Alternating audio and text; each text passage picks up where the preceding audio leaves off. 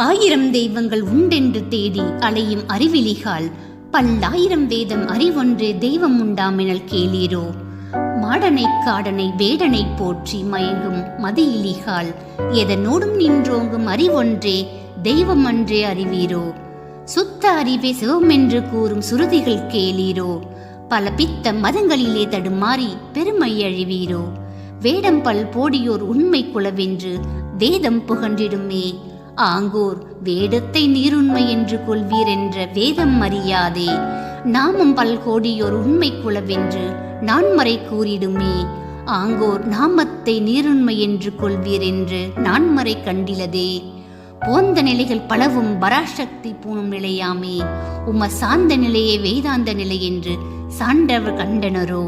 கவலை துறந்திங்கு வாழ்வது வீடென்று காட்டும் மறைகள் எல்லாம் நீவிர் அவள் நினைத்து மெல்லுதல் போலிங்கு அவங்கள் புரிவீரோ.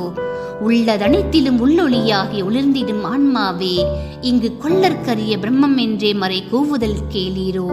மெல்ல பல தெய்வம் கூட்டி வளர்ந்து வெறும் கதைகள் சேர்த்து பல கள்ள மதங்கள் பரப்புதற்கோர் முறை காட்டவும் வல்லீரோ. ஒன்று பிரம்மமுளதுண்மை யத்துன் உணர்வினும் வேதம் எல்லாம் இன்றும் ஒன்று பிரம்மமுளதுண்மை யத்துன் உணர்வெனக் கொள்வாயே. மேலத்தான் இதை தெளிவா விரித்து சொல்வேன், விண் மட்டும் கடவுள் என்று மண்ணும் அஃதே. சுத்த அறிவே சிவம் என்று உரைத்தார் மேலோர், சுத்த மண்ணும் சிவம் என்றே உரைக்கும் வேதம். வித்தகனாம் குறுஞ்சிவம் என்றுரைத்தார் மேலோர், வித்தையிலா புலையனும் அஃதென்னும் வேதம். பித்தரே அனைத்துயிரும் கடவுள் என்று பேசுவது மெய்யானால் பெண்டீரென்றும், நித்தமும் தரகினிலே குழந்தை என்றும் நிற்பனவும் தெய்வம் அன்றோ நிகழ்த்துவீரே. உயிர்களெல்லாம் தெய்வமின்றி பிற ஒன்றில்லை, ஊர்வனவும் பரப்பனவும் நேரே தெய்வம்.